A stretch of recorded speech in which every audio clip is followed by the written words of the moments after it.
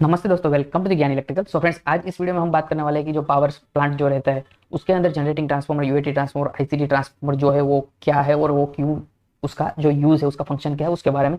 तो गाइस, जैसे आप यहाँ पे देख रहे हो, ये जो है वो हमारा प्यारा भारत है। तो इसमें गाइस क्या है कि अभी के टाइम पे क्या है कि जो ये पूरा हमारा इंडिया जो है वो पूरा हर एक रीजन जो है वो ग्रिड से इंटरकनेक्टेड है। मतलब कि हमारा पूरा नेशन है वो one nation one grid one frequency बोला जाता है। तो गाइस, अगर इसकी आप हिस्ट्री जानना चाहते हो, ये इंडिया जो है वन नेशन वन ग्रिड कैसे बना, तो उसके ऊपर मैंने ऑलरेडी वीडियो बनाया। आप डिस्क्रिप्शन में लिंक में जाके भी क्लिक करके वो देख सकते हो, या तो फिर यहाँ पे आई बटन पे जाके भी क्लिक करके डायरेक्टली वो वीडियो देख सकते हो।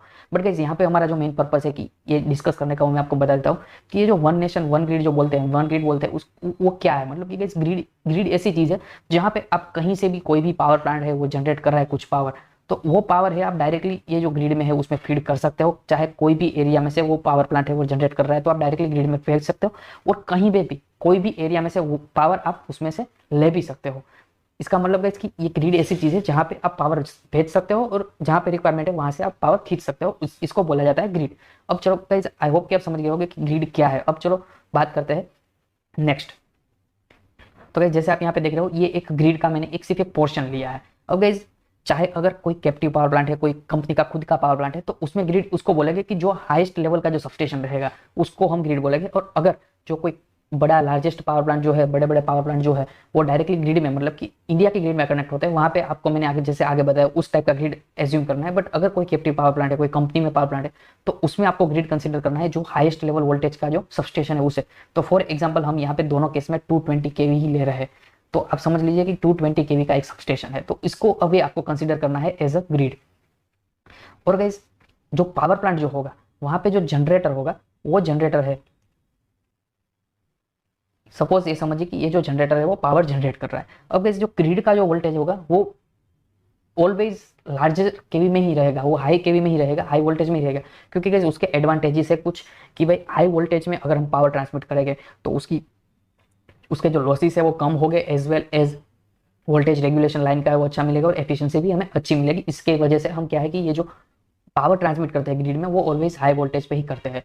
प्लस गाइस, अब क्या है कि ये जो जनरेटर जो है, कोई भी पावर प्लांट है उसका जो जनरेटर है उसका गाइस मैक्सिमम अगर हम बात करेंगे तो अभी तक जो वोल्टेज कोई भी पावर जनरेटर जनरेट कर सकता है वो अराउंड 15 केवी है, 11 केवी या 15 केवी। उससे ज्यादा कोई भी पावर प्लांट है, कोई भी जनरेटर है, वो वोल्टेज जनरेट नहीं कर सकता। तो सपोज हम यहाँ पे समझ रहे हैं कि ये जो जनरेटर है वो 11 केवी वोल्टेज जनरेट कर पा रहा है। अब गाइस क्या है कि हम ये जनरेटर को डायरेक्टली ग्रिड के साथ या तो फिर कोई भी कैप्टिव पावर प्लांट का सबस्टेशन है उसके साथ कनेक्ट नहीं कर पाएंगे, क्योंकि इसका जो वोल्टेज लेवल है वो 11 केवी है और इसका जो वोल्टेज है वो 220 केवी है। तो उसके लिए क्या इसमें क्या करना पड़ेगा कि उसके लिए एक ट्रांसफॉर्मर लगेगा, कि जो जिसको हम बोलते हैं जीटी ट्रांसफॉर्मर, या तो फिर उसे हम अगर हमारी स्टडी के बारे में बात करें कि हमने जो कॉलेज में स्टडी किया है उसमें गाइस उसको बोला जाता है प्राइमरी सबस्टेशन या तो फिर स्टेप अप ट्रांसफॉर्मर। तो गाइस, ये जो ट्रांसफॉर्मर जो रहता है जीटी ट्रांसफॉर्मर, जो इंडस्ट्री में इसे जीटी बोलते हैं, इसको बोलते हैं जनरेटिंग ट्रांसफॉर्मर। ये जनरेटिंग ट्रांसफॉर्मर गाइस क्या करता है कि इसका जो एचईवी साइड रहेगा, सॉरी, इसका जो प्राइमरी साइड रहेगा वो 11 केवी रहेगा और इसका जो सेकेंडरी साइड रहेगा वो रहेगा 220 केवी। तो ये 11 केवी टू 220 केवी में वोल्टेज को स्टेप अप करेगा, फिर इसके बाद एक ब्रेकर आएगा और डायरेक्टली ये कनेक्ट हो जाएगा ग्रिड के साथ। मतलब कि अब ग्रिड और ये जो जनरेटर ने वोल्टेज जो जनरेट किया है, जो पावर जो जनरेट कर रहा है, उसको डायरेक्टली आपको अगर ग्रिड में भेजना है तो उसके लिए एक ट्रांसफॉर्मर लगेगा जिसको बोलते हैं जीटी ट्रांसफॉर्मर, जो स्टेप अप ट्रांसफॉर्मर है। अब गाइस, अब नेक्स्ट हम बात करें कि सपोज आप समझिए कि कोई भी थर्मल पावर प्लांट है, वो उसको खुद को चलने के लिए भी कुछ एनर्जी चाहिए, उसको भी इलेक्ट्रिसिटी चाहिए। क्योंकि गाइस, जैसे आप चलो ये देखो,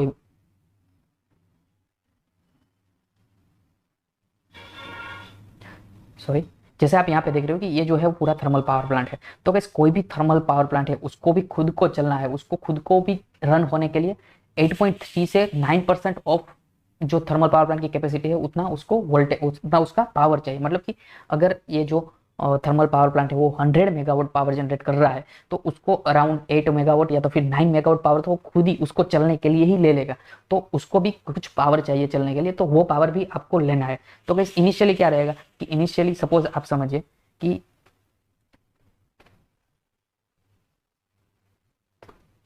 सो गाइस, सपोज आप समझिए कि इनिशियली जो थर्मल पावर प्लांट है वो बंद है, उस टाइम पे आपको अगर स्टार्ट करना है तो कहीं से पावर लेना पड़ेगा, क्योंकि उसको शटडाउन कंडीशन में से अगर आपको उसको रनिंग कंडीशन में लाना होगा, तब तो क्या होगा गाइस कि जब शटडाउन कंडीशन में होगा तो ये जनरेटर कुछ वोल्टेज जनरेट नहीं करता होगा। तो क्या होगा कि आपको कहीं बाहर से पावर खींचना पड़ेगा। तो वो पावर खींचेगी आप कहाँ से? वही पावर, जैसे मैंने अभी आपको आगे बताया था कि ग्रिड ऐसी चीज है, वहां पे आप पावर भेज भी सकते हो और वहां से खींच भी सकते हो। तो जब पावर प्लांट आपका बंद है, उस कंडीशन में आपको चालू करना है, उस कंडीशन में ये जनरेटर है वो ऑन नहीं होगा, तो आपको क्या करना पड़ेगा कि ग्रिड में से पावर खींचना पड़ेगा। अब ये ग्रिड में से जो पावर खींचोगे आप, उसको बोला जाता है, उसको लेने के लिए जो ट्रांसफॉर्मर यूज होता है उसको बोला जाता है आईसीटी ट्रांसफॉर्मर। जैसे आप यहाँ पे देख रहे हो कि ये एक ब्रेकर आएगा एचवी साइड का, उसके बाद में ये आईसीटी ट्रांसफॉर्मर का एचवी आएगा, इसके बाद एलवी आएगा, उसके बाद एक और ब्रेकर आएगा, और उसके बाद डायरेक्टली आपके जो पावर प्लांट का जो सबस्टेशन है, जो लो वोल्टेज सबस्टेशन या तो फिर मीडियम वोल्टेज सबस्टेशन है, वो आ जाएगा। जनरली गाइस क्या है कि वो जो रहेगा वो 6.6 केवी पे रहेगा। तो गाइस क्या होगा कि ये जो आईसीटी ट्रांसफॉर्मर है उसको इंटरकनेक्टेड ट्रांसफॉर्मर बोलते हैं, जो 220 केवी वोल्टेज को 6.6 केवी वोल्टेज में कन्वर्ट करेगा और डायरेक्टली आपके जो सबस्टेशन जो है, ऑक्सिलरी सबस्टेशन जो है, मतलब जो पावर प्लांट को रन करने के लिए जो जो इक्विपमेंट लगते हैं, फैन लगते हैं, फीड वाटर पंप लगते हैं, कूलिंग वाटर पंप लगते हैं, वो सबको चलाने के लिए जहाँ पे भी पावर जाएगा वो यूज करने के लिए आईसीटी ट्रांसफॉर्मर यूज होता है स्टार्टिंग में। तो क्या आईसीटी ट्रांसफॉर्मर स्टार्टिंग में क्या करेगा कि ग्रिड में से पावर लेके आपका पावर प्लांट को स्टार्ट करेगा। जैसे ही पावर प्लांट ऑन हो जाएगा उसके बाद गाइस क्या होगा, ये जनरेटर ऑन हो जाएगा, तो फिर आप ये जनरेटर से भी आपका पावर यूज कर सकते हो। अब गाइस वो कंडीशन में क्या होगा, अभी क्या है कि आपका पावर प्लांट रन हो गया, जनरेटर ने वोल्टेज जनरेट करना स्टार्ट कर दिया। अब नेक्स्ट क्या करेगा गाइस कि नेक्स्ट जो आएगा वो आएगा guys UAT transformer. UAT transformer guys क्या है कि यूनिट ऑक्सिलरी ट्रांसफॉर्मर है। मतलब कि आपके यूनिट जो है, आपका जो पावर प्लांट है उसको यूनिट बोलते हैं, वो यूनिट है, उसको ऑक्सिलरी जो पावर चाहिए वो चलाने के लिए जो ट्रांसफॉर्मर है उसको यूनिट ऑक्सिलरी ट्रांसफॉर्मर बोलते हैं। और ये जो ट्रांसफॉर्मर है होगा इस क्या होगा कि वो डायरेक्टली यहाँ से लिया होगा 11 केवी, मतलब ये जो जनरेटर 11 केवी जनरेट कर रहा है, तो यहाँ से टेपिंग लेके ये डायरेक्टली ये जो ट्रांसफॉर्मर है वो 11 केवी टू 6.6 केवी करेगा और डायरेक्टली ये चला जाएगा वापस से 6.6 केवी के बस में। मतलब अब कैसे क्या करेगा कि जैसे ही पावर प्लांट ऑन हो गया तो क्या करेगा, ये जो इंटरकनेक्टेड ट्रांसफॉर्मर है आईसीटी ट्रांसफॉर्मर, इसको हम बंद कर देंगे ये यूएटी ट्रांसफॉर्मर को ऑन करके। मतलब कि जैसे ही ये जनरेटर वोल्टेज जनरेट करना स्टार्ट कर दिया, यहाँ पे 11 की वोल्टेज आपको मिलने लगे, तो क्या होगा कि ये ट्रांसफॉर्मर है वो भी चार्ज होगा यूएटी। फिर क्या करेगा इसकी, हम इस ब्रेकर को ऑन करके ये जो यूनिट ऑक्सिलरी जो आपका है, जो बस है, जो स्विच की सबस्टेशन है, उसको हम यूएटी से चार्ज करेंगे और बाद में हम ये आईसीटी को ओपन करके ये ट्रांसफॉर्मर को बंद करवा देंगे। तो क्या होगा कि इसकी जैसे ही पावर प्लांट रन में आ जाएगा तो ये जनरेटर जो वोल्टेज जनरेट कर रहा है उसमें से एक तो आपका जो पावर जाएगा वो जाएगा आपके खुद के जो पावर प्लांट को चलाने के लिए यूनिट सप्लाई चाहिए, यूनिट ऑक्सिलरी सप्लाई चाहिए, उसके लिए यूएटी थ्रू आपके यूनिट ऑक्सिलरी लोड में जाएगा, प्लस बचा हुआ जो पावर है वो डायरेक्टली जाएगा गाइस यहाँ पे से डायरेक्टली ग्रिड में। तो आई होप आप समझ गए कि ये जो जनरेटिंग ट्रांसफॉर्मर जो है जीटी ट्रांसफॉर्मर, वो स्टेप अप ट्रांसफॉर्मर है जो पावर को ग्रिड में भेजने का काम करता है।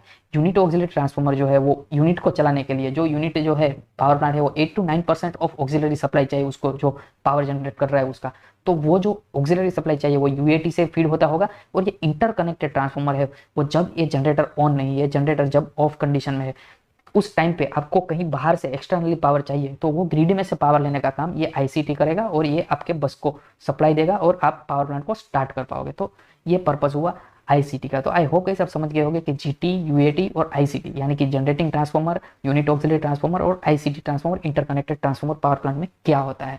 अगर गाइस कोई भी आपको क्वेरी हो या फिर कोई भी कंफ्यूजन हो तो आप कमेंट सेक्शन में लिख सकते हैं और I will try my best to explain you whatever your query is. So let's friends मिलते हैं नेक्स्ट वीडियो में।